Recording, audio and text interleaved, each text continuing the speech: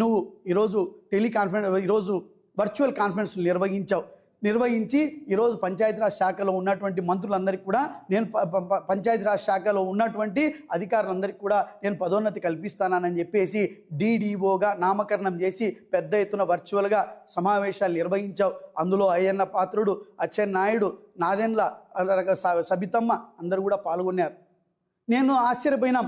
ఎందుకంటే ఈ రాష్ట్రంలో గతంలో చంద్రబాబు నాయుడు 3 సార్లు ముఖ్యమంత్రిగా ఉన్నప్పటికీ కూడా ఆ రోజు ఉన్నటువంటి ఎంపీడీఓలకు ప్రమోషన్లు అంటే 25 సంవత్సరాలు పంచాయతీరాజ్ శాఖలో ప్రమోషన్లకు నోచుకున్నటువంటి వాళ్ళందరికీ కూడా ఇదే మా జగన్మోహన్ రెడ్డి గారు ముఖ్యమంత్రికి అయిన తర్వాత వాళ్ళందరికీ కూడా పిలిచి ప్రమోషన్లు కల్పించి వాళ్ళకి ప్రత్యేకమైనటువంటి ఛాంబర్లు కల్పించినటువంటి నేపథ్యం జగన్మోహన్ రెడ్డి గారిది. అయితే ఆ రోజు జగన్మోహన్ రెడ్డి గారు ఇచ్చినటువంటి ప్రమోషన్ల పేరు డిఎల్డిఓ అంటే డివిజనల్ లెవెల్ డెవలప్మెంట్ ఆఫీసర్. వాళ్ళందరినీ కూడా పేర్లు మార్చి డివిజనల్ డెవలప్మెంట్ ఆఫీసర్ అని చెప్పి పేర్లు మార్చి జబ్బలు కొట్టుకుంటారే, ఇదేనా మీరు చేసేటువంటి అభివృద్ధి అని చెప్పి నేను అడుగుతా ఉన్నా.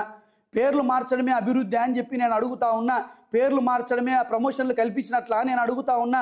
పేర్లు మార్చడం ద్వారా వాళ్ళ జీతాల్లో ఏమైనా ఒక దమ్మిడి హైక్ పెరుగుతుంది అని చెప్పి రాష్ట్ర ప్రభుత్వాన్ని అడుగుతా ఉన్నా.